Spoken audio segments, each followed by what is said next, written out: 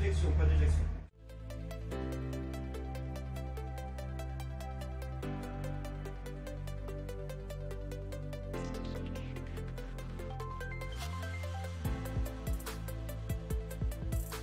On se trouve sur le centre de formation des techniciens de la sécurité aéronautique de l'armée de l'air et de l'espace, et plus précisément sur l'air à feu à gaz, qui est l'endroit d'entraînement par excellence pour tous les pompiers aéronautiques, pas uniquement de l'armée de l'air et de l'espace, mais aussi des armées en général. Il n'y en a que 3, c'est la seule militaire, donc tous les pompiers militaires passent par là.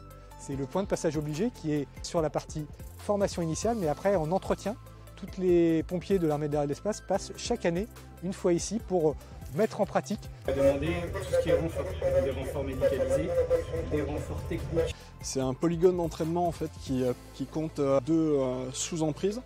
Une partie qui est dévouée au feu localisé sur avion de transport et une partie qui est présente pour l'entraînement sur carburant répandu, donc sur un crash d'avion d'armes, donc d'avion de chasse. On a simulé un avion qui rentrait en panne, qui du coup la panne s'est aggravée lors du posé et donc c'est on va dire crashé, c'est le terme qu'on emploie dans l'armée de l'air.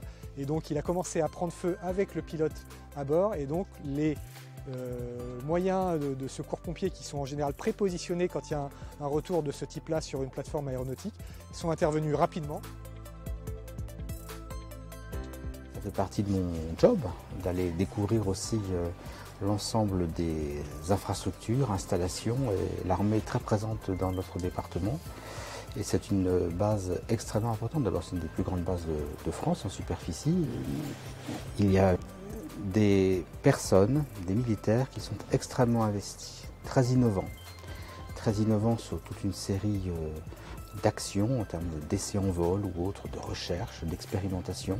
Je trouve que c'est tout à fait utile de venir voir ce que l'on fait ici, le faire savoir, le faire connaître et être fier de nos armées.